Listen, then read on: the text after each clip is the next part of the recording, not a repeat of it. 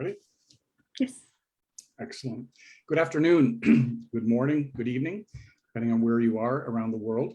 I would like to begin by acknowledging that the land on which we gather in Ottawa is the traditional unceded territory of the Algonquin Nationalic people.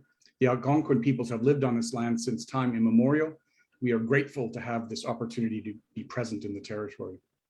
I'm Tom Cormier, President and CEO of Parliamentary Centre, and very thrilled today to bring together a very seasoned group of experts and leaders as part of this ongoing series supported by the U.S. Embassy of Ottawa. The Global Democracy Series is a virtual US-Canada speakers program hosted by the Parliamentary Centre. And over the course of this year, we're going to have over a dozen conversations to look at different dimensions of international democracy assistance in light of modern challenges to democracy worldwide. This series is intended to contribute to both reflections on both sides of the border and beyond, in particular, support Canadian policymakers as they define forward engagement in this field.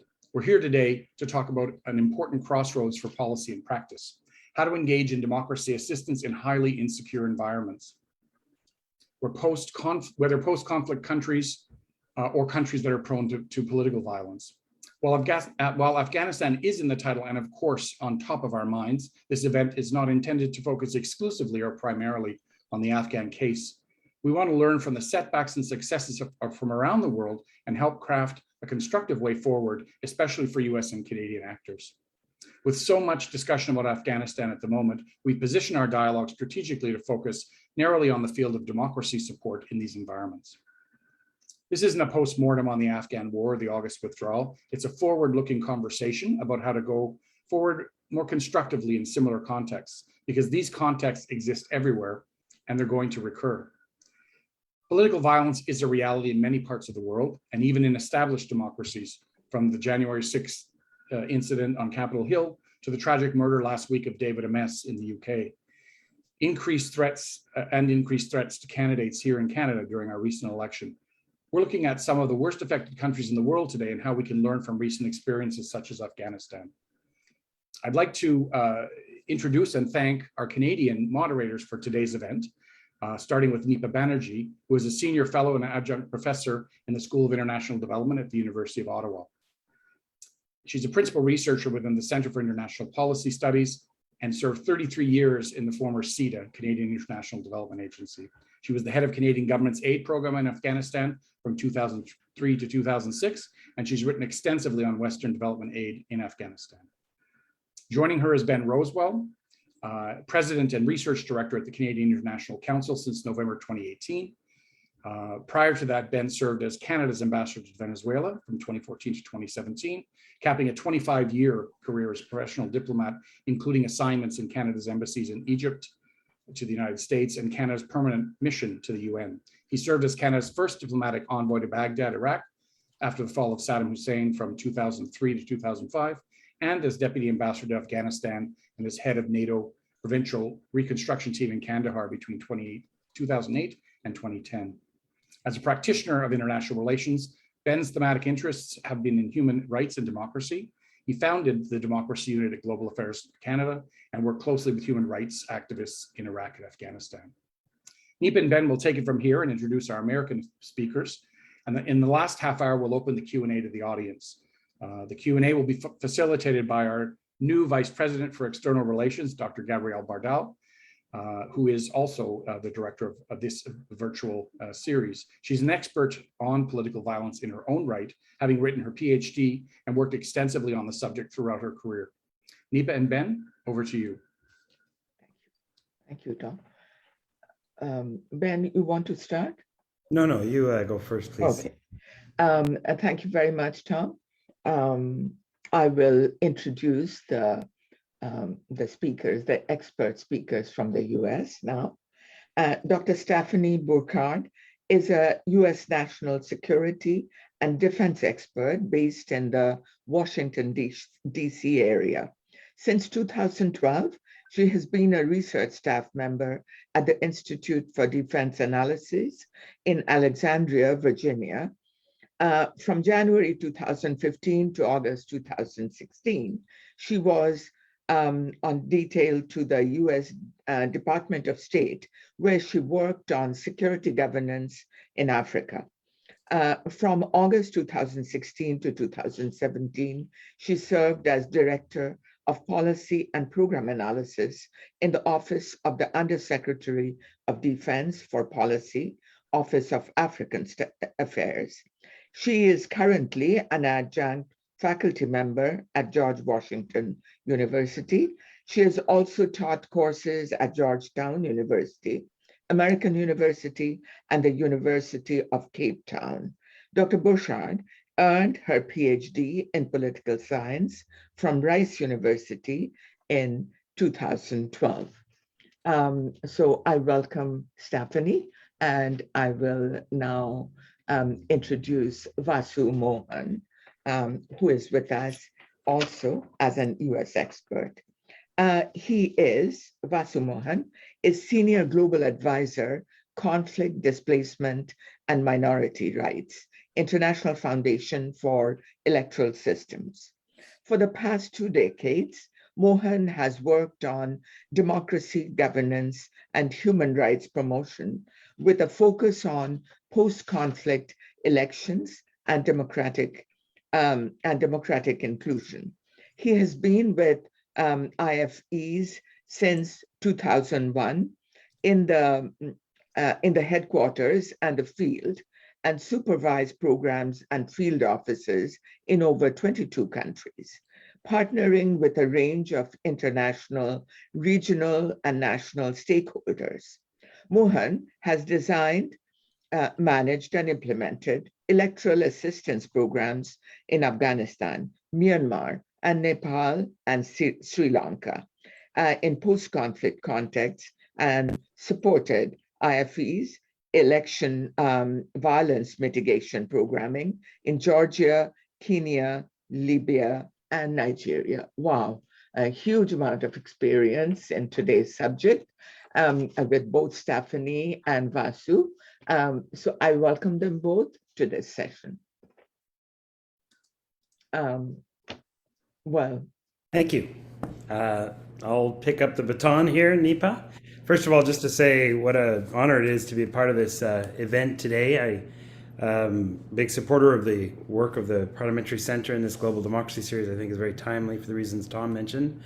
It's a pleasure to facilitate alongside Nipa, who preceded me in the Canadian Embassy in Kabul in the early years. I suppose I was in the middle years, 2008 and 2009 in my case, but in our post-government lives, Nipa has played a central role in a lot of the discussions on the development side of Afghanistan, and I try to play a similar role on some of the diplomatic aspects of Canada's mission. For those of you joining us from the United States, might not appreciate the extent to which Canada was involved in Afghanistan. I would characterize it as the single largest international mission that Canada has undertaken in any field in generations.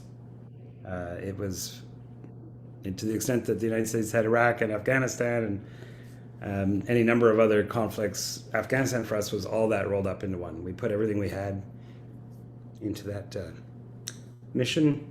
We were very proud to have made the contribution that we did and devastated at the outcome. And so I think this is an extremely important conversation. Tom, I'll take your cue here that we won't focus on the past. I do think that that's an extremely important conversation. Focus on the future is every bit as important, because I think there probably are a lot of Canadians, at least, who are questioning the future of democracy support after Afghanistan. Not just how to do it, but just whether it should be done. And therefore, the conversations that I think we are going to be having today are absolutely critical for those of us that believe deeply in democracy support. There need to be some lessons learned, and there needs to be some changes undertaken. And so I'm going to be very interested to hear the contributions of our American counterparts. Let me start with an introduction of Patrick.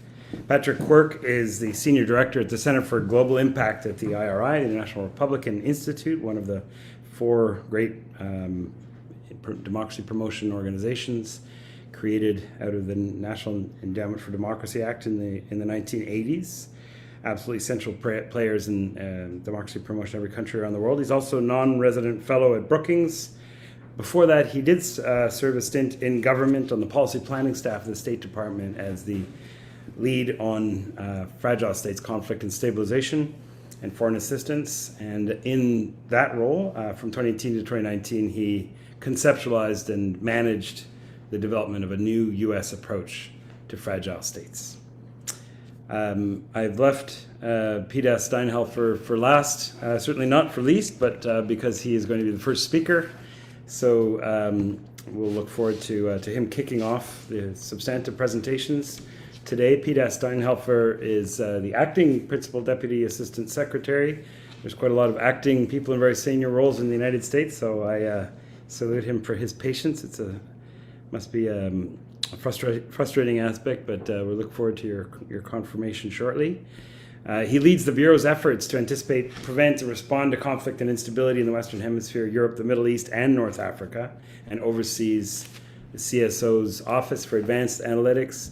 For those of you that aren't familiar with CSO, the Canadian Foreign Ministry has a bureau that attempts to do some of the same things as CSO, which is now called PSOP. It was originally called START in my day. This is, of course, PSOP on steroids, as you'll see from the size of the budget. Peter Steinhelfer oversaw a budget of $8.3 billion. It's an amount to make most Canadians blush. That many resources going into post-conflict reconstruction. It really is a absolutely central player in global efforts at post-conflict, and so really quite an honor to have him with us today. Before CSO, Peter Steinhelfer was Chief of Staff to the Special Representative to Afghanistan and Pakistan. He was the Paul Mill, or Political Military Affairs Chief at the Embassy in Kabul. He's done stints for INL and DRL, so the International Narcotics and Law Enforcement Affairs and the Democracy, Human Rights and Labor Program. He is a graduate of George Mason University, both in the undergraduate level and in international affairs, and a Master's of Science in Peace Operations. So the degree of specialization I find absolutely incredible to have a whole master's degree in peace operations. We should have many more people with that specialization working in the field. He speaks German and he speaks Dari, which I should say, having served in Afghanistan, places him in a very, very small circle of major foreign diplomats that speak the local language. So it's a tremendous honor to have all four of you here. Peter Steinhelfer, without any further ado, we look forward to your remarks.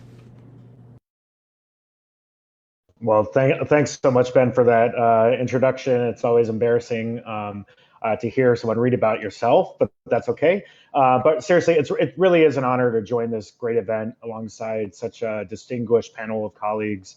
And I think this event is an example of the immense and strategic partnership between Canada and the United States, not just, as Ben mentioned, in places like Afghanistan, but in many places around the world. So let me also extend my appreciation to the Parliamentary Center, especially Dr. Gabrielle Bardal and Tom Cormier, for organizing this important discussion on democracy, violence, and conflict. And as you just heard, most of my career has seemingly touched on these topics. So I was very eager to join this conversation, even though I'm currently on vacation. So it's great to join you all today. So as I reflect on the introductory framing of this event, I have just a few initial observations, but I promise to save some time and not talk too long and save some time for Q&As. So first and foremost, from my perspective, when dealing with questions of democracy and conflict settings, I think it's vital that we clearly identify what we are trying to achieve and how we will measure success from the onset. In transitional societies, democracy and conflict are inextricably linked. We know this from the research. The weaker the democracy, the greater the risk for internal and external violent conflict.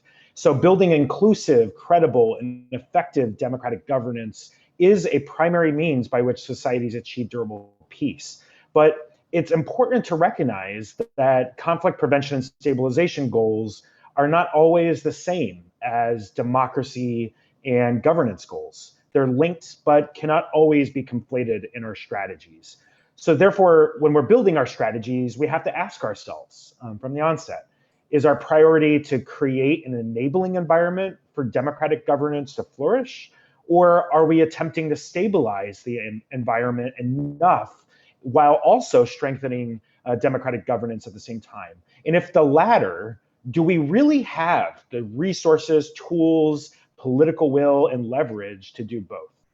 And that's a difficult task to take. And so we have to identify clearly what our priorities are and recognize that we may not be able to do both particularly well. So this doesn't mean that conflict prevention and democracy promotion cannot be pursued simultaneously in conflict-affected settings. Rather, it means that we need to clearly delineate between those priorities when they're running along separate but related tracks. In the past, we've run into trouble in environments where we constantly changed objectives, we lacked a coherent and consistent strategy, or we tried to pull in too many things underneath one broad umbrella. We failed to take seriously the results from comparative evaluations or lesson learned exercises. So as we look to do things differently, and I really believe that we can, we have to be realistic and honest in setting our goals, including identifying whether our near-term focus is going to be on democracy and governance or on conflict prevention and stabilization, and then understand how do we build a longer-term strategy and the metrics that go along with it to engage. So learning from these lessons, we in the State Department and the US Interagency are embarking on a new approach, following the principles envisioned in the Global Fragility Act, including prioritizing local partnerships, elevating conflict prevention, using strategic monitoring and evaluation, and so forth. And the key point to this is that we will be nesting shorter term efforts or shorter term strategies into a longer term 10-year plan. And this brings me to my second point. It's all about monitoring, evaluation, and learning. And that, in my view, must be conducted at multiple levels. We're aware that, particularly in conflict environments, the United States has at times measured success by whether or not a project has been completed, rather than whether it contributed to larger, more strategic goals. So having worked in many of these environments, it's understandable, I get it. Each project has a purpose, it's likely achieving really good things, and we're frankly often inundated with the day-to-day efforts to just get projects up and running, that it's easy to lose focus on the grander strategy. So what we often miss is whether activities and engagements actually are achieving a significant impact on the longer term strategic goals. So to avoid this, I posit that we need to monitor, evaluate, and have a learning agenda based off of multiple different levels. I often use the phrase layering of metrics, which means doing monitoring, evaluation, and learning at the individual project level, the broader program or sectoral level, as well as the top level strategic approach. So context monitoring will be vital to evaluate the changes or measurements in that country context that are often, frankly, difficult to attribute to one particular initiative or a series of projects. But I would suggest that they still provide invaluable guideposts to see, are we actually making a difference? Now, all of this is complicated and difficult, but I fundamentally believe it's absolutely necessary. It becomes even more complicated to do monitoring, evaluation, and learning when we're working in a conflict environment or a near conflict environment with many interactions by international actors, and it's a recipe for the proverbial too many cooks in the kitchen. So how do we pursue these layered metrics to successfully gauge progress and impact? Among other tools, we need to have publicly available data sources that can measure progress at the global, national, and subnational level. And these data sources have to be public. So that way, the international community can all access the information at the same time with the same information, and therefore we can move together in common effort faster than we have before. Without it, we will continue to focus on our individual efforts, which only tell a narrow part of the story. Fortunately, there are many avenues that are being created and sustain this kind of data. For our part and the part of many of our other colleagues in the international community, we've invested in global data sets such as the Armed Conflict Location and Event Data Project, or ACLID, to improve our global public awareness of violent events around the world in real time. Most recently, we also launched an initiative alongside our German, Dutch, British, and UN colleagues to create a multi-donor trust fund known as the Complex Risk Analytics Fund, or CRAFT. And Canada, I know, has also expressed support for this initiative. So modest investments from multiple donors in this kind of baseline global, regularly updated data can create a common operating picture, collective understanding, and combine with traditional diplomatic approaches to make for more thoughtful and effective foreign policy and US or international strategies. So finally, I want to conclude my remarks with a quick point on inclusion. More than 2 decades of empirical and peer-reviewed research demonstrates that equality and empowerment of women and girls leads to better outcomes for societies. We know there are links between gender inequality and risks of conflict and instability, the status of women in a country's propensity for violence. We also know the importance of women's participation in conflict prevention and resolution efforts, but research and talking points must be translated into action. Our verbal commitment to gender equality must be consistently reflected in our strategies, in our priorities, in our policy initiatives. Otherwise, we continue to have programs that amount to effectively being a talking point without that grander strategic impact. So what are we doing on our end? We are dedicated to promoting the meaningful participation of women and other representative populations in political and security decision-making processes. And so, for example, CSO, my bureau, the Bureau of Conflict and Stabilization Operations, is creating a new negotiation support unit that will impress upon US diplomats the importance of incorporating existing networks of women peace builders at the negotiation table. Will create requirements for women's participation in peace processes, and will identify male allies and where they are absent, to advance awareness raising opportunities for men to open their minds to these issues. So with that, I'll stop there and I'll turn it back over to you. I look forward to the conversation. Thank you very much, Peter Steinhelfer. I'll turn now to Dr. Quirk. Thanks so much, Ben. Really great to be here. I'll organize my remarks into 2 core sections. In the first, I will offer a few policy level recommendations for improving democracy assistance in these types of contexts. Here, I'll emphasize that success really starts with getting policy and strategy right. In the second, I'll draw on recent research we've done at IRI to offer a few best practices from an operational sense, particularly related to inclusion in measuring success. To start, the first framing question for today's session asks for practices we can identify to build and sustain democratic institutions in conflict-prone countries. The tendency in answering this is to shift immediately to the technical aspects of democracy assistance, such as how best to strengthen institutions or political parties. Now, these, of course, are critical considerations and what I'll address shortly, but before doing so, I want to offer 2 higher level policy-focused recommendations that can set a foundation for success. The first is that the US and allies need to truly prioritize democracy building as a foreign policy priority in these settings. Over the last 2 decades, countering terrorist threats was a key ordering principle for US foreign policy. And this meant that the US would in some instances look past how leaders treat their people or respect democratic norms if the regime in question was a reliable partner in the war on terror. Now, the menace of terrorism from non-state armed actors has certainly not fully dissipated, but it no longer remains the core threat to Americans' livelihood and security.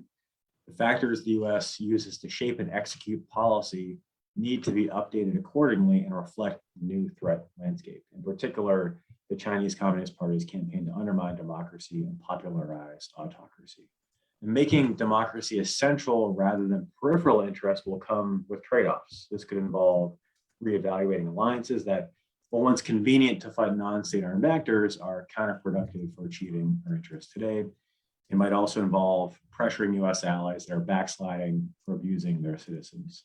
Now, to be clear, more fulsomely considering democracy in foreign policy decision-making is not to say that this factor should consistently trump other interests. That's unrealistic. Rather, my recommendation would be to move up protecting and promoting democracy higher in the list of rank order priorities. So the US is foreign policy that effectively addresses the current threat landscape rather than needlessly holding on to outdated assessments and policy.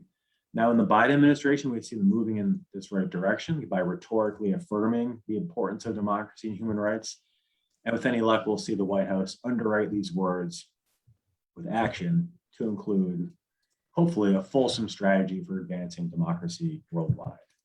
My second policy-focused recommendation would be that the US further approach democracy building as a truly political endeavor and not as an exercise in technocratic state building. As all the experts in the panel know in the audience, corrupt politics fuel violence at the hands of a range of actors, from governments seeking to suppress dissent to armed non-state groups endeavoring to displace a ruling regime. Now, these and other aspects of a given conflict system are political, and they need political solutions as a result. In part, this entails being prepared to use significant carrots and sticks through diplomacy to constrain or change the behavior of elites who orchestrate violence. Elites at the top, the capital, as well as those at the subnational level. Absent those credible threats or incentives and change on the part of elites, foreign assistance projects and capacity building can only do so much. Using diplomacy in this way is something that PDAS Steinhelfer's bureau at the State Department has been leading on for many, many years. Shifting down to the second portion of my remarks in the operational aspect, the diplomacy is essential, but alone not sufficient for democracy building. At IRI, we recently concluded a year-long study that resulted in a field guide for implementing DRG programs in conflict-affected states. And there are two key takeaways, among others, related to the framing questions on best practices for today's session. The first pertained to gender equality and social inclusion, or GESI. We found that the most successful programs across the board carefully assessed spaces in which to engage in changing norms of inclusion. In some cases, these spaces were formal and in others informal. And for practices on GESI more broadly, we found that it absolutely needs to be mainstreamed across all programming sectors to ensure that interventions do not exacerbate divisions and solidify barriers. The second set of best practices, and this picks up on PDAS Steinhelfer's remarks on the importance of measurement, concerns determining if and how we have been successful in conflict environments. The overriding challenge of evaluations we found in such settings is the constraints on research. For instance, even the most seemingly benign questions can be perceived as invasive in fragile contexts. This often results in high levels of non-responses or evasive answers. To address this challenge, we've introduced a practice of list experiments and endorsement experiments and integrated them into our research instruments. We've also been able to improve our ability to integrate different streams of research to get a more holistic assessment of the context. To strengthen programming in these conflict settings, there's of course this pronounced need for better and more rigorous impact data. But there's also a need for more coherent narratives on the conflict itself. And this pertains to better understanding the problem to be able to devise the most effective strategy and solutions for it. In practice, this means consulting not only cutting-edge academic studies, but also novel accounts of the conflict narrated by, for example, just who are deeply embedded in the context, and also locals who are experiencing it. By combining hard data with stories and narratives, we can understand not only the major trends and the drivers of conflict, but also how individual narratives of the conflict confirm or contradict data in those large data sets. To close, I just want to reinforce the need to really actually integrate democracy into foreign policy decision-making rather than paying some lip service to it. To really see progress in the types of settings we're going to be talking about today, donors and host countries alike need to prioritize progress on democracy and rights. Thanks again to Gabrielle and team, and back to you, Ben.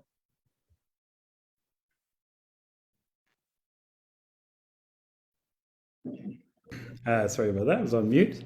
I think next up we have Vasu Mohan of IFES. Thank you. Thank you so much for this opportunity to be part of this great conversation. I really appreciate the comments of my previous two, my panelists.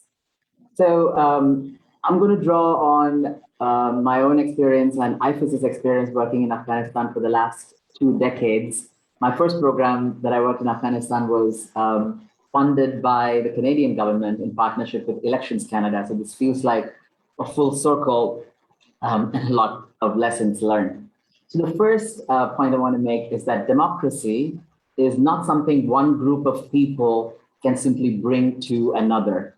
People have to be the initiators, implementers, and beneficiaries of their own democratic development. What we can do best as democracy assistance provider is to accompany them in that path, particularly with comparative examples of good practices from around the world. So democracy assistance, therefore, needs to center and be informed by deep expertise, primarily national, but also international experts with long history or knowledge and work in the specific country. And national experts should not only be brought in as advisors, but they should have real decision-making powers. The third point is that we need to adopt an honest, humble posture of learning and have an unwavering commitment to human rights.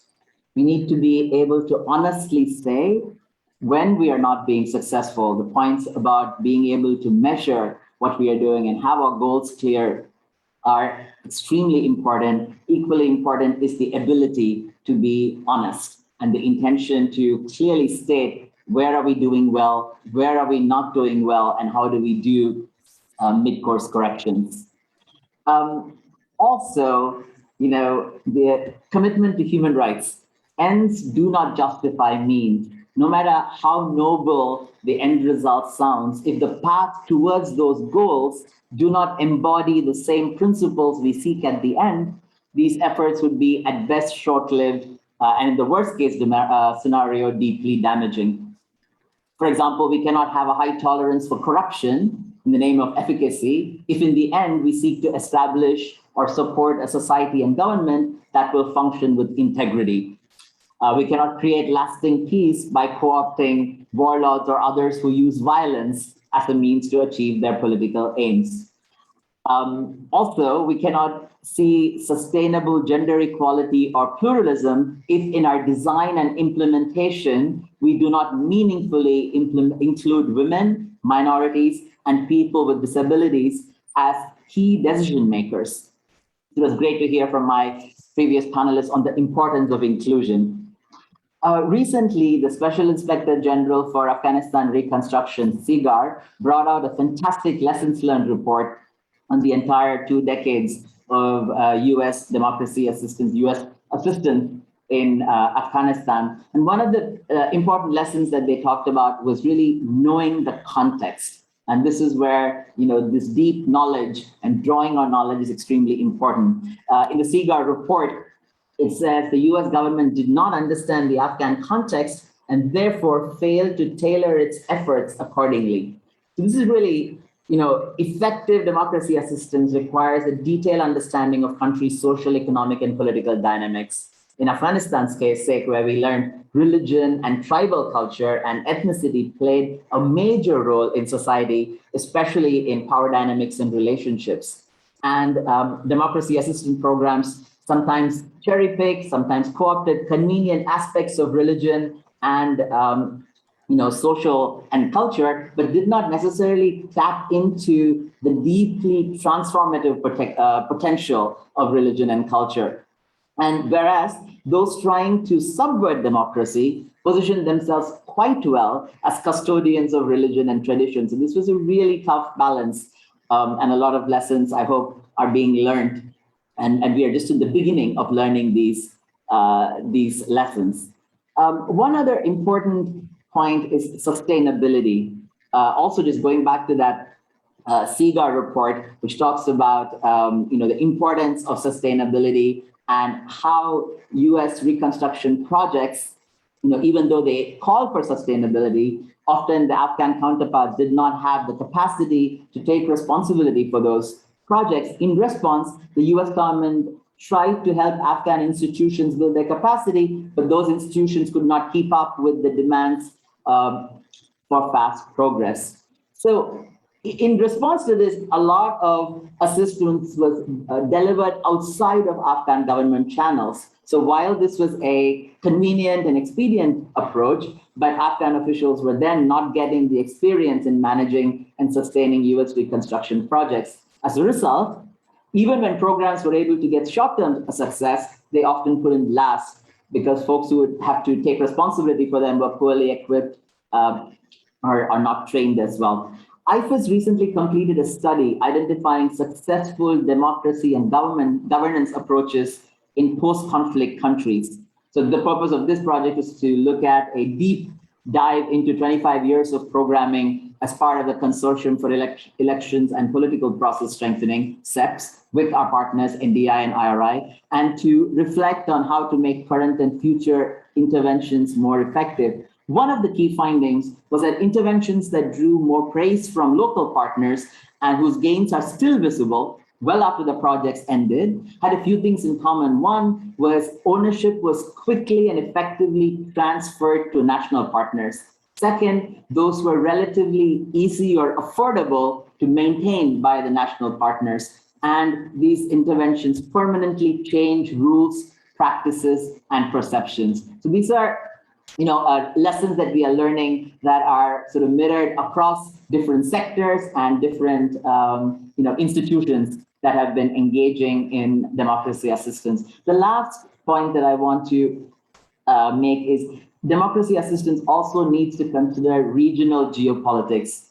The role of neighboring countries, in the case of Afghanistan, Pakistan to a large extent, and to a lesser extent, India and Iran, they were all key actors, and democracy assistance to Afghanistan, had to be located and understood in that context of regional, dynamics. And now China is going to play a significant role in Afghanistan's fragile trajectory. So these are some, lessons. And to close, just really wanted to say that being honest, being humble about what we are engaged in, and unwavering support and commitment to human rights were some really important lessons that I hope that we will continue to use in our lessons learned and next steps.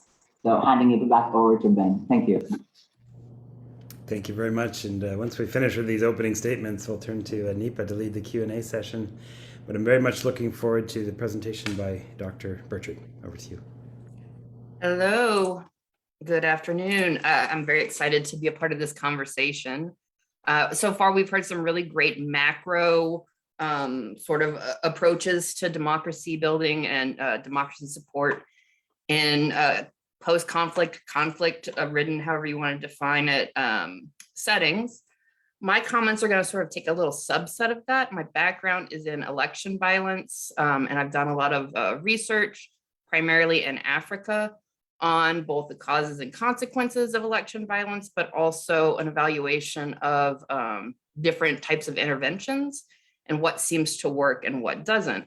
And even though I'm sort of looking at this from the micro level, the lessons I have definitely feed back into some of the things that I've heard today with the previous speakers. A couple of the things I really want to foot stomp, while elections are one of the key features of democratic governments, they're not the only feature.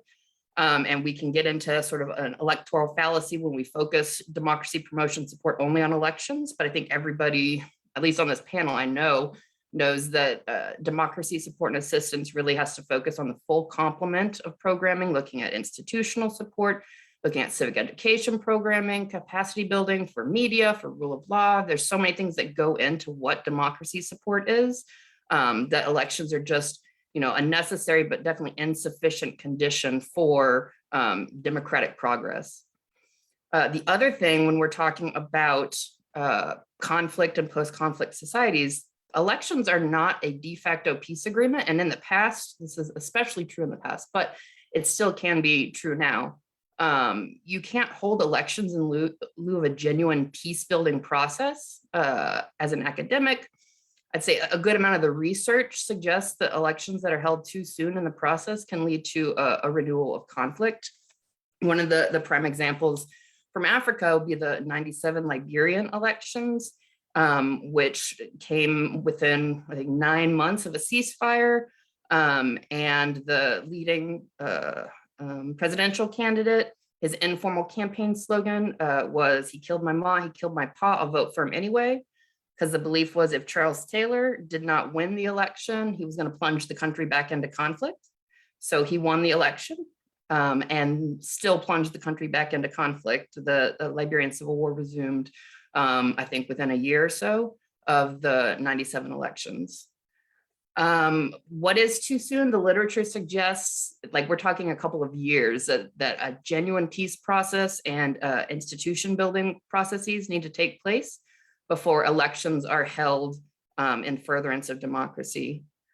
My research focuses on election violence, and violent elections are a relatively common occurrence, especially so in post-conflict countries. Post-conflict countries are more prone to violence. Conflict countries, many countries, unfortunately, in the throes of conflict will hold an election. Those tend to be more violent than your average election. But there's a lot of regional variation, just the incidence of election violence. Like I said, I study Africa, and in my estimation, lots of the data suggests 50 to 60% of elections held in Africa experience some level of violent contestation. But the global average is around 20% of elections, and the most prominent regions are Middle East, Africa, and Asia. So the problem is more attenuated in Africa, but there's still other regions. This definitely is a big problem. Just broadly thinking about what we think we know are the causes of election violence: weak adherence to rule of law, weak institutions, specific electoral rules can be more prone to election violence, democracies in transition, close elections, and electoral fraud. Fraud is a big factor that's correlated, not necessarily a causal factor, but it's definitely correlated with election violence.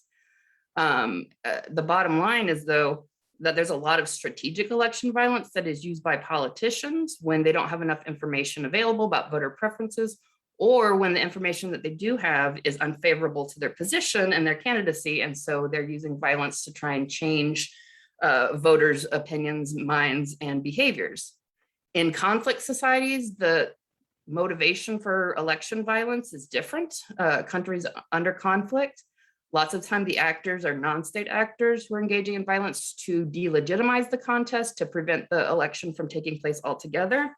So there's definitely a pretty stark difference between the how, the why, and the who of election violence in conflict settings, post-conflict settings, and then in sort of non-conflict settings, I would say.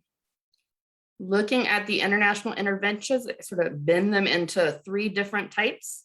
You've got attitudinal efforts, which focus on changing the hearts and minds of potential perpetrators. This is peace messaging campaigns, peace marches, some sort of diplomatic efforts, just really trying to prevent folks from engaging in electoral violence. Capacity building efforts. This is where you are providing support to the electoral commissions, electoral administrations, helping to enhance electoral security on day of and in the immediate post-election period, and then monitoring and observation of elections. The existing evidence, in which there's not enough, in my opinion, to really come down firmly, but the existing evidence suggests that attitudinal changes, especially at the community level, like peace messaging, peace campaigns, have minimal impact on the outbreaks of election violence. There's a little bit of evidence that capacity building, especially working with security sector actors, can have an impact. There's a really complex relationship between monitoring and observation of elections. There's this paradox that in order for international observation to really effectively deter election violence, you have to be willing to endure some violence, and you have to be willing to call out violence when it takes place. I think Dr. Bardell said there might be a future conversation on this, but this is a really interesting area, and one in which I'd say that, it's not well defined and well understood what the exact impact of observation and monitoring of elections is on violence. In my research, though, there's a gap in programming support. So one of the big, and there's lots of good reasons for this, but one of the big picture or big pieces missing from election violence prevention efforts is engaging directly with political actors to address their motivations to engage in election violence. So lots of times politicians are the ones that are calling the shots. They're the ones who hire their thugs. They're the ones that hire the youth political groups to engage in violence on their behalf. And directly engaging with them has had some positive, some evidence of positive impacts. I'll briefly mention the Ghanaian 2016 election, in which there was a lot of concern on the ground that the elections could turn violent. I think 56% of Ghanaians surveyed prior to the election were concerned about their physical safety and concerned about the potential for violence to break out. And so there were a lot of prevention efforts, both international and domestic, that focused on preventing election violence. And in my research and what my colleague and I term a robust prevention environment included hotspot identification, included a early warning system in place for local actors, a situation room in which as many members of civil society could get together and prepare, game plan, and then respond in coordination if violence broke out. But the big piece was a back channel negotiation process that occurred behind the scenes. It was about 24 or so high profile Ghanaian businessmen, former politicians, diplomats, folks who were well trusted in Ghana, and they worked for 12 to 16 months prior to the election to make sure that violence didn't break out. And their interventions came at key moments during the process where it looked like perhaps the main presidential candidates, one or the other, was not going to accept the outcome. They worked behind the scenes to sort of really encourage them to think about the bigger picture and try to prevent spoilers from accessing the candidates. So it was a pretty interesting experience. And the broader implication is that domestic actors have a lot of the information that they need to prevent election violence. They need international support, but homegrown interventions tend to be a little bit more impactful. And especially if you're working with folks who deeply and intimately know the country and the region. This is sort of touching on some of what Vasu mentioned about the, geopolitics and what Patrick mentioned about the political nature of democracy and who we work with and how. But really with election violence support, prevention support in particular, understanding and working with the politicians themselves, it can be dicey, but directly addressing their motivation for using violence is a big key. And then, just to bring it back home, elections are one of the many requirements of democracy, but I think that some of these lessons apply broader, that working with locals, making sure you have, a good, firm understanding of the political dynamics, and then engaging political leaders are key for, improving the outcomes. So I will end it there. Thank you very much.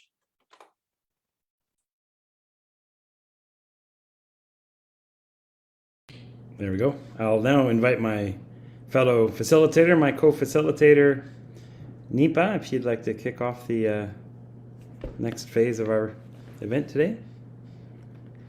So the Q&A is for the participants who are here today, as well as, I assume, Gabriel, that it is also for our US experts to talk about and answer some of the questions. What we have heard, I may not have a full description of what has been discussed, but I have,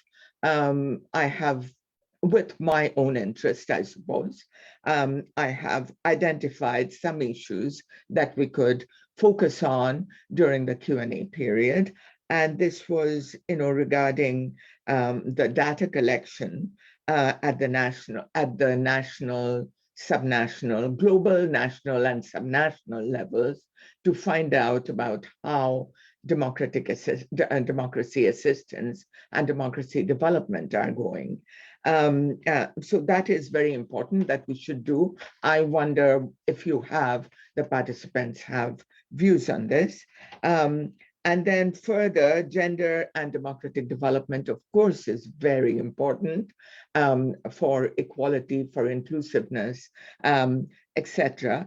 One of the comments I might give here is that often democracy development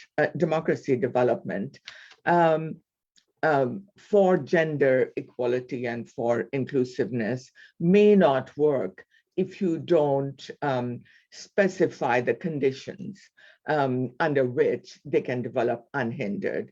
But I'm not necessarily saying that it cannot happen in Islamic countries, but people who work in the Islamic states, they have to determine specific conditions, that are required to have gender workout.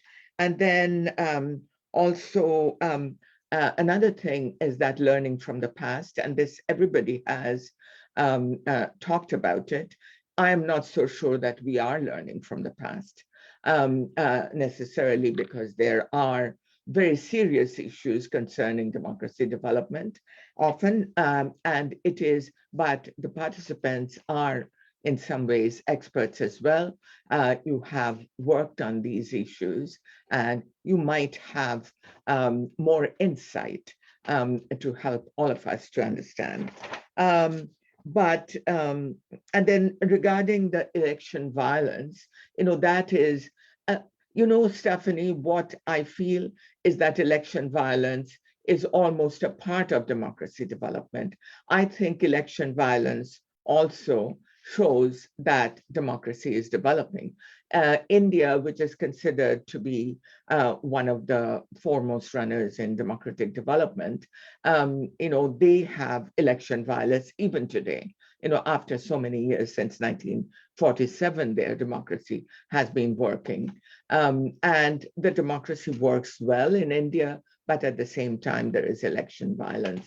I request all the participants now to raise issues and questions. Gabriel, would that be done verbally or through chats? I guess verbally.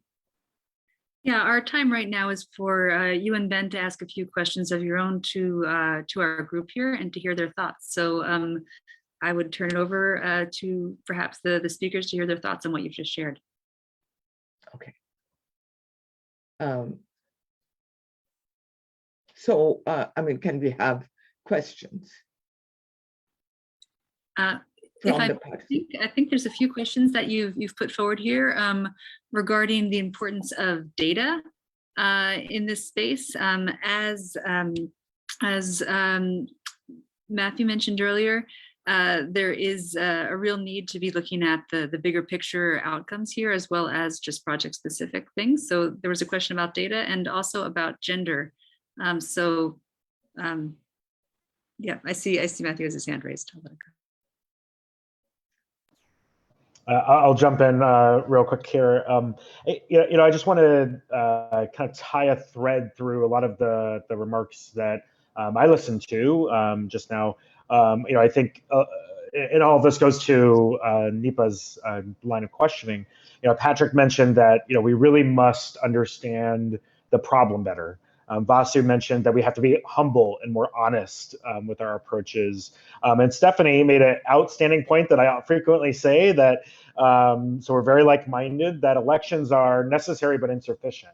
And I think throughout all of this, it's recognizing that our approaches to democracy, to stabilization, or the development of democratic governance around the world has to be started with our partners and trying as best we can to understand the local context, and recognizing that we will most likely never fully understand the local context. And so what can we do to when we have the political pressure to act, when we have our budget deadlines upon us, how do we move faster to get to that information and understanding the context?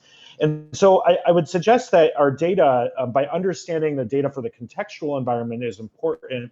That does not replace trying to find new innovative approaches in the country environment to really understand the effects, or try to predict or forecast what the effects of our interventions or actions may be. Whether that's an initiative like Stephanie mentioned on attitudinal change just around elections, or whether that's on other political objectives, trying to achieve ceasefires or mitigate violence in certain areas. So I would just suggest that while the existing data efforts of just having data available is good, it's also necessary but insufficient as we look at this big picture challenge ahead of us. So I'll stop there.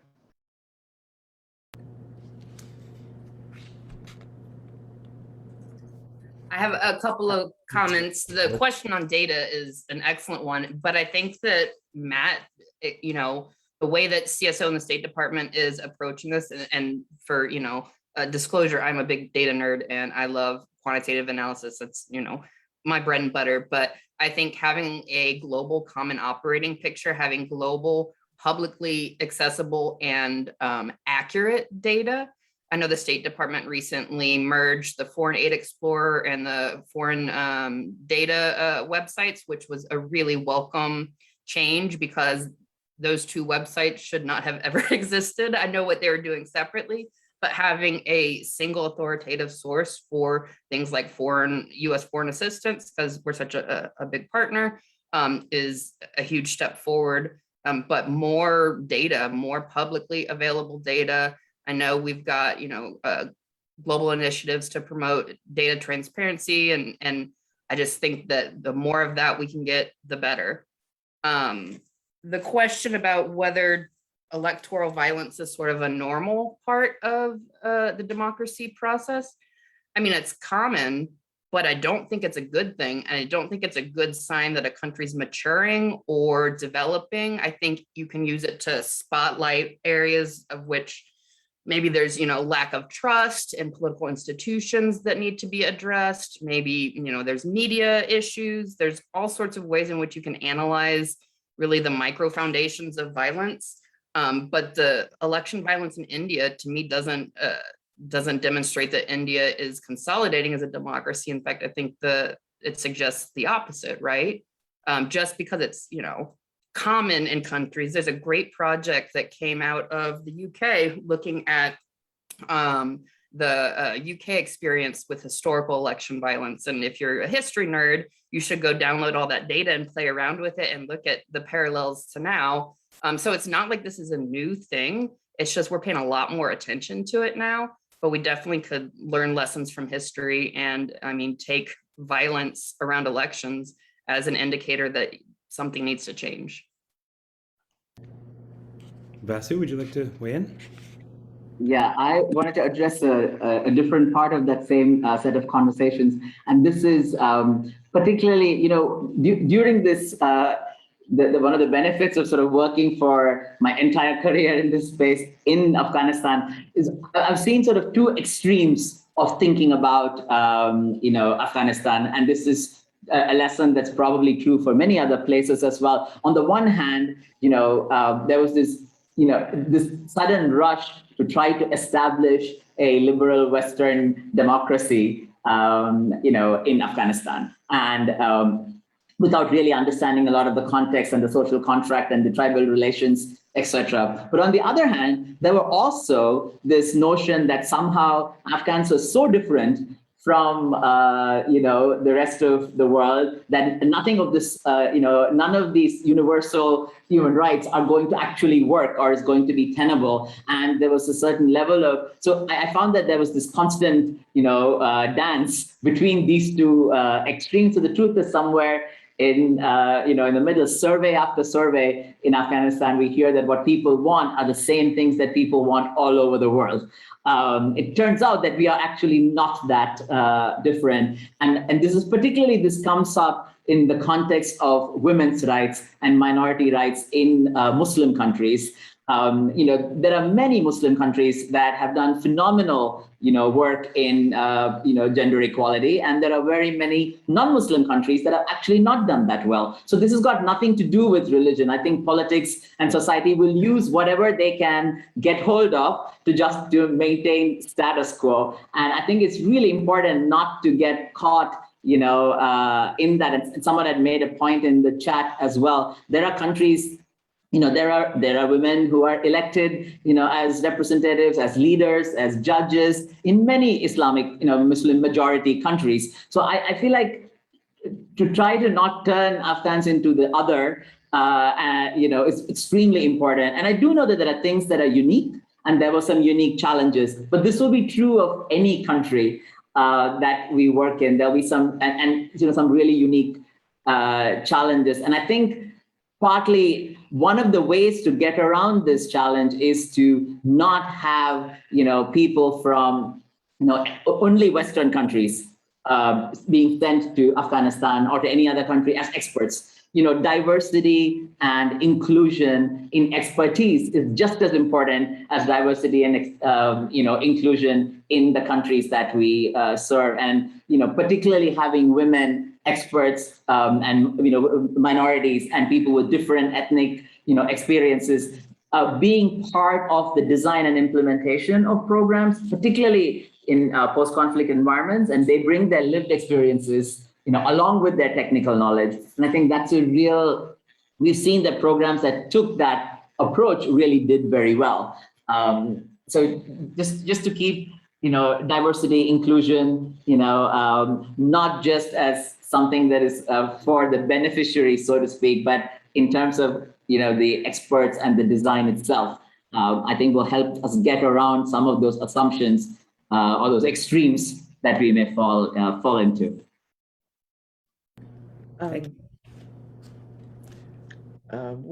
Patrick, would you like to respond to some of the questions? I have something to say, but I'll come in after Patrick's. Sure, just briefly, all great points. To perhaps piggyback on something that Peter Steinhelfer said, granular data is absolutely essential, but it is no replacement for goal-oriented strategy. So clear articulation of what the goals are vis-a-vis a given country, and metrics for measuring success, progress against those goals, and from there will dictate what data we need vis-a-vis programs. Great. I might ask a question of my own if that's all right. Oh no, Nipa, you said you had a further comment. The comments I have is mainly on the gender issues. I mean, the point about the question, how it works in Islamic countries, that is not to sort of reduce the importance of democracy, but democracy needs to be adjusted to the conditions in the country. And sorry, feminism doesn't always go. It does the opposite sometimes, in my experience, and there are backlashes. So, I mean, yes, democracy is important. It's very important for Western donors, etc. But the thing is, it needs to be conditioned on what exists in the country. For instance, in Bangladesh, I found my expertise is mainly on South Asia. What we have found in Bangladesh is that in an Islamic country, they have reached all the MDG targets that were set for gender equality and inclusiveness, and they are doing extremely well going forward with the sustainability development goals, which is also on inclusiveness, and not to leave anyone behind, particularly women and children. And this is happening in Bangladesh. And strangely enough, there are problems and issues with governance in general, governance in the country. But women's development is definitely going. So, what we want to do with that lesson learned is up to all of you. And I strongly believe that our intent is to sort of address the rights of women and equality. I mean, that is more important than feminism or theory. And whatever way you can assist women to develop themselves and contribute to the country, that is more important. That's my personal view. And there are people who are working in some of these countries believe that as well. And then, if you compare with India even, which again, it's not the best, but still it is considered to be a model for democratic development.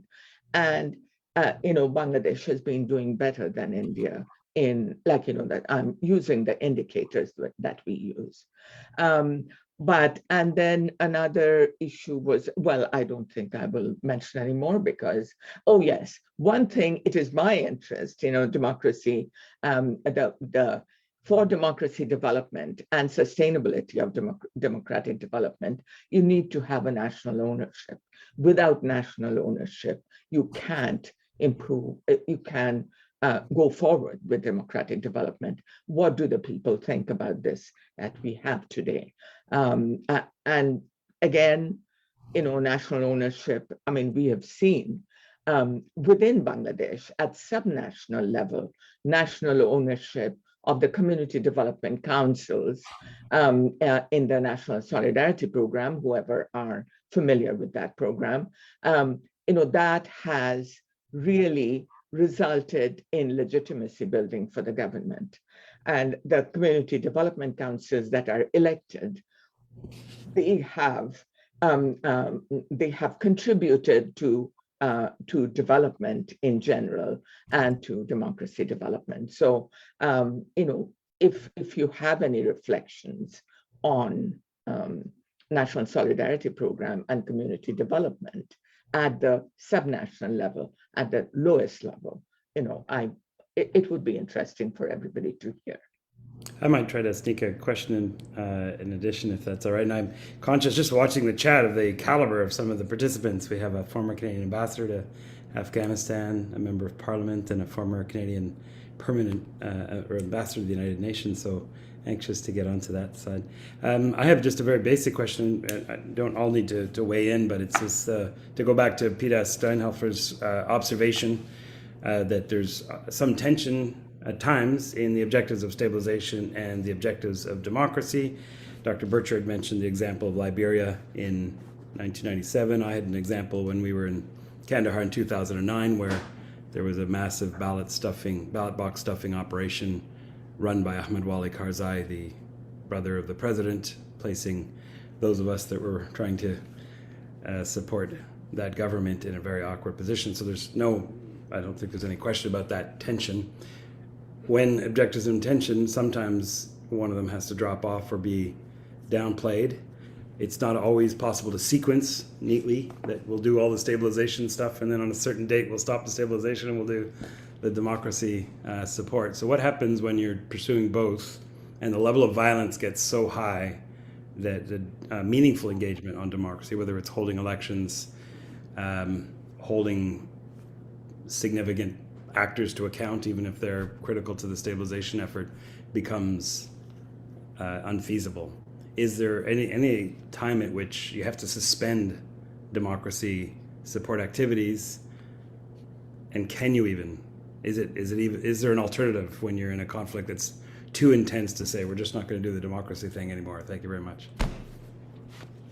I might start with Peter Steinhelfer, since he sparked the question in the first place with his framing. Absolutely, I sparked it, so therefore I have to pay the penance.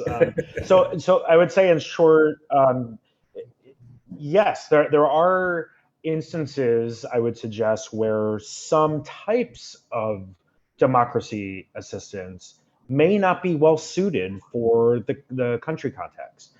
Does that mean that we give up on democracy programming in those contexts? Not necessarily, but I think we need to go back to having that very clear conversation of what are we trying to achieve? And frankly, do we have the patience, the strategic patience to achieve some of those longer term objectives or goals? And I say that because, I've seen in situations where we presume the linear nature of conflict, or the linear nature of democracy development.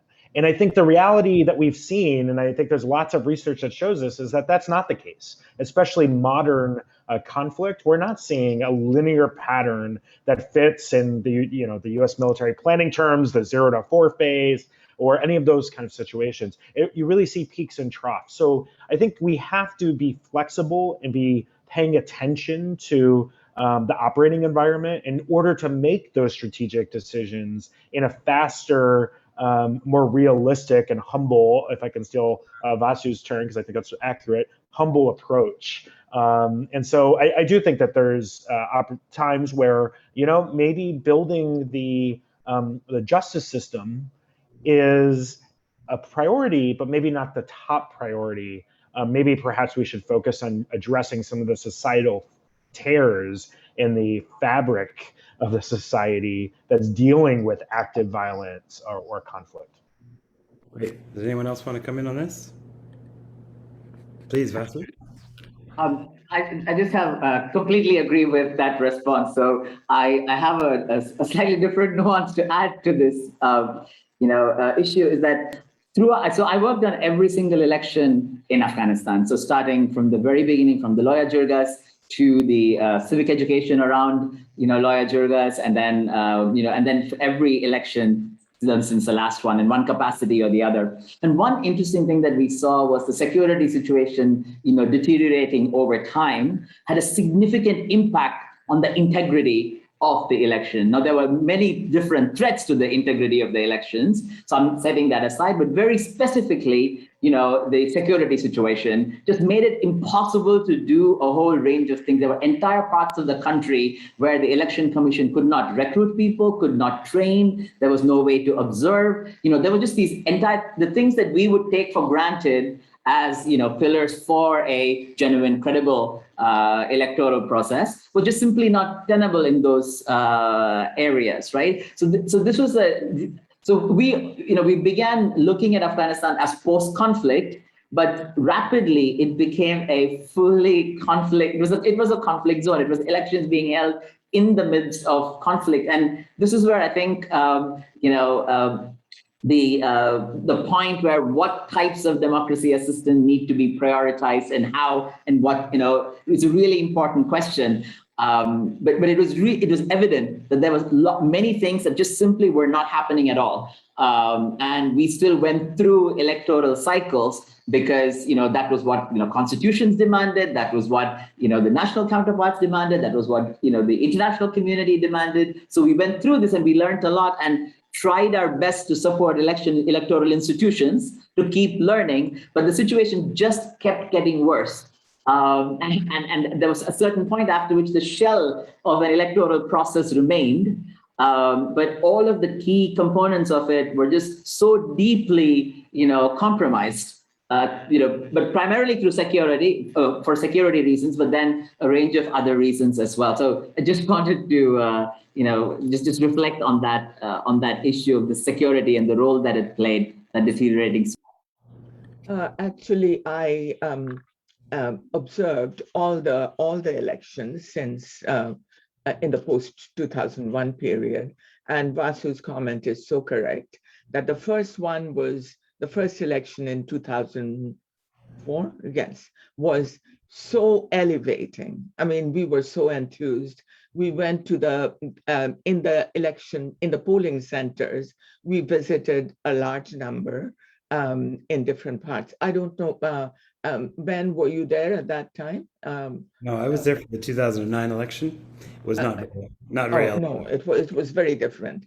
And in the 2004, I can't explain how elevating it was for us.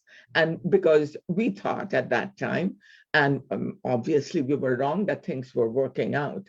And there were, polling in the polling stations, it was a bitter cold day in November. And I saw the women, standing, lining up with babies in their laps, and they were, huddling the babies. And there were teenage girls who were there, encouraging their mothers. Their mothers, some of them said that I talked to them, And some of them said that their husbands didn't want them to come, but the teenage daughters, they were very encouraging, and they told the father that yes, we will be there with them, and they were standing up there, and the election was peaceful. We were not allowed to, during the observation period, we were not allowed to go in with guards, because the election officials said that people would be scared to see the military people and the guards. They didn't come. 2009 was entirely different. From morning till night, you could get information regarding election fraud, and there were election violence in different places. And by 2000, that was 2009, 2014 was worse. And then the 2019 was even worse.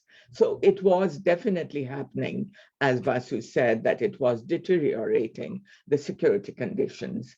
And that had to do with the entire programming, I guess, that the international community was involved in. And that is one thing that we need to focus on, as to how and why these things are not working out. Afghanistan also is a very special place because of the ethnic divisions. To me, the ethnic divisions in the country, and that's ongoing, was the most important reason for the problems in security. But also, I must say that at that time, after every election, there was no comments from the international community about the election violence, about we could read it in different reports, etc., but none of them came officially from the donors, and therefore we accept it. We should move on to the open Q&A. I'll turn over to Gabrielle, and also reiterate from the chat. Feel free to the four of you on the panel to answer questions in the Q&A function. We can do a sort of written conversation and an oral. So over to you, Gabrielle. All right. Thank you so much, and thank all of you for your comments. We've been receiving a flood of fascinating questions. I wish we had time for all of them. I do encourage our panelists, if you have time, to use the Q&A section. You can answer them in typing, but I'd like to put a few of them out there for the group as a whole. If possible, I'd like to start. We have our former Canadian ambassador with us this afternoon, and he's asked us, who decides what kind of democracy is good enough? And how does the answer change depending on the nation that we're discussing? We're here to talk about not only Afghanistan today, but different countries in the world. And how do we address this question in these different contexts? Are there any takers for this first question? What kind of democracy? I can tell you who shouldn't define that, and that should be the donors. I mean, I definitely think that what good enough looks like should come from local folks who have to live under the institutions and live under the country's, democracy. So, yeah, that's all I have to say. Thanks. Patrick. Oh, you're unmuted. Great question. Pretty straightforward and easy. I think this is a question where the US government's definition of stabilization is actually quite useful, and that is a political endeavor to support locally legitimate actors to prevent the recurrence of violence. And in my view, it's those locally legitimate actors who are in the best position, verging off of Stephanie's comment, to determine which systems and processes are best suited for that context, provided they uphold some basic universal principles of respect for human rights and so forth.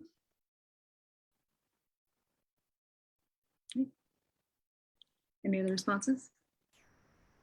I'll jump in quick. I would agree. I think it all depends on the local context, and obviously we have international standards, but we have to make sure that we're engaging our local partners effectively. Thanks so much. And I had an additional point, and it's related to a question that's in the chat, is talking about how people in different countries might consider safety, security, economic well-being as their top priorities, and not democratic transition, democratic, democracy as being their most important thing. And I can say that looking at the most recent Afrobarometer data, which is 34 African countries, you ask them what the biggest challenge facing them, it's always economy, infrastructure, service provision, maybe a little bit of crime and insecurity. It's never civil liberties. It's never democracy growth promotion. But, you know, as supporters, promoters of democracy, we believe that the best way to achieve those goals is through democratic growth and progress. And it's possible there are examples where non-democracies have done this, but they're few and far between. And, you know, in the case of, say, like Rwanda, can you trust what is coming out of the regime? And so, you know, the best way to go about that, in probably most of our opinions, is through democracy promotion in parallel to economic development and support. And a last word from Vasi. I think in, you know, this distinction between developed democracies, more consolidated democracies, and democracies in transition, or, you know, this rising authoritarianism, that continuum is becoming much more blurred, or that distinction is not that clear anymore. You know, so I think, you know, as we engage from US, from Canada, from, you know, developed democracies, to make sure that that connection between the efforts domestically to secure human rights, to continuously advance on a democratic trajectory, and sort of the efforts of you know, foreign policy, these need to be aligned. Otherwise, we lose credibility, you know, if we are not honest about what is happening in our own countries and linking these two, you know, experiences very clearly for people, because we're not, you know, it's a question in terms of question of who gets to decide. I think the Universal Declaration of Human Rights gets to decide, you know, if something is good enough or not. And that's the standard to which we are aspiring. And all of us are aspiring to those same standards. So I think, you know, cultural context is important, but, you know, it's also important that countries and societies should not hide behind cultural context to completely subvert human rights for any groups of people, you know, so that's an interesting, important balance as well. Thanks so much. I'm going to do one last question from the audience. Unfortunately, we're so short on time. And we do have a question that we would like to ask as well. I'm going to take a question from Melissa Rudderam, because she uses a phrase that has come up in every single dialogue we have done so far, which is risk aversion. This is something that I think has been talked about a lot in Canada in terms of democracy assistance. We want to be involved in this space. We want to dig in and work where it matters. But there's a lot of risk involved. And Melissa asks, lessons from Afghanistan. Building constituencies are key to entrenching democratic practices in transitional situations. How to balance this need with risk aversion amongst domestic audiences and programming processes.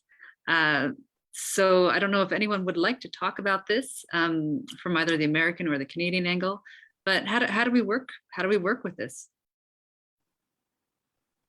And especially after Afghanistan, is there going to be the public support that we need to continue to engage in these spaces where we do need to continue this work?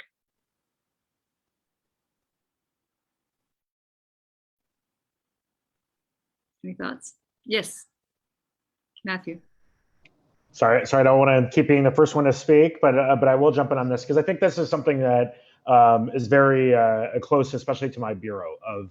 And we've been pushing for many years for, especially the State Department, which has generally a risk-averse culture to begin with, to not learn this lesson incorrectly. That mistakes, we have to make strategic mistakes. We have to learn from those mistakes, and that's okay. We have to take risk and try to innovate and mitigate those risks wherever possible, because that's the only way we're going to help mitigate or prevent some of these conflict or other violent events around the world. So I would suggest that you're absolutely right. We have a public audience that we still have to demonstrate that we are actually learning from these lessons. We are clearly stating and outlining how are we going to mitigate, even when we are taking strategic risks, how are we going to mitigate the fallout of those risks? And I think that goes back to a lot of the conversation we've had earlier about How do we actually understand the context better? How do we be humble and honest about what we're trying to achieve?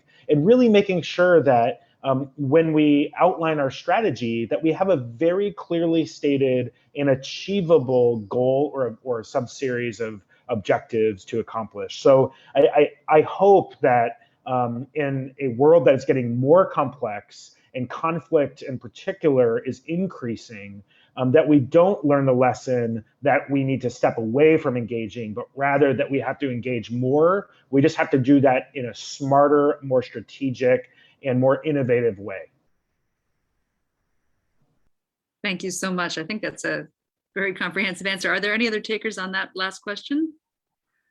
I couldn't have said it better myself. I maybe would go a little bit stronger and push back that risk aversion is kind of dumb. I mean, we need to be focused on risk mitigation. When you're working in conflict zones, risk is just inherent. And so working better to understand and mitigate those risks, address them and learn from them, that's the key. You're not going to avoid them altogether. And taking that approach, I think, is really short-sighted.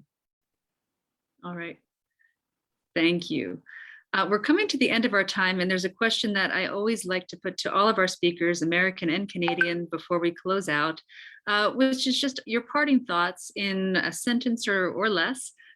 We've had answers of one word on what do you recommend to those of us implementing projects in Canada, those of us designing policy and projects. What should Canada take away in this space as we go forward, building our engagement in democratic support and transitions? That's all right with you. I don't want to put anyone on the spot, otherwise I will go around in a circle. So anyone like to start? I can very quickly say two things. Thank you. Stephanie. Democracy is political. Listen to locals. Awesome. Thank you so much. I would say to focus on lessons that we can learn from the past. That should be the starting point, what lessons we have learned. Thank you. That's why we're here today. Patrick. Two things I would say is, one, to start with the strategy and understanding what the goal is in any given context, and to accept risk. In conflict-prone places, people are going to be put at risk, and to Stephanie's good point, provided we're trying our best to mitigate them, we need to be moving forward. All right, thank you. Going in the circle I've got here, Ben. You're muted. My apologies. I would agree with the summary by Dr. Burkhardt. Listen to locals. Democracy is always by, for, and about the people of the country. We as outside actors can't ever overstate our importance. We also can't abandon our responsibilities when those local actors demand international support. And that certainly was a cry heard loud and clear from Afghans. And I actually think in some of the ways that we responded, we didn't show that we were listening to aspirations for democracy when it came to complaints about corruption and complaints about abuses by power brokers. We did prioritize stabilization over democracy support in Afghanistan, and I think that was a failure. Thank you. Matthew. Remain engaged and ensure that your voice is also heard on the international stage. Without Canada and Canadian civil society and universities and others, I think that our global efforts just will not be as effective. So remain engaged. Thank you so much. And Vasu, completing the circle. There's this concept that humanity is like a human body, and when one part of the body suffers, the entire body suffers. And I think this is truly, we are very much interconnected as people, as nations. And I think, this is the basis with which we have any moral authority to engage in democracy assistance, not because we are better, but because we are connected. And I feel like all of the comments, we look through the threads of what we've talked about, I think that interconnectedness, that common humanity, those aspirations that people want. That's what ties us together. And I think, when we go with that approach into democracy assistance, then it is not for us to be successful. I think it's for us to collectively build something better in every context that we go into. So that would be my, closing thought.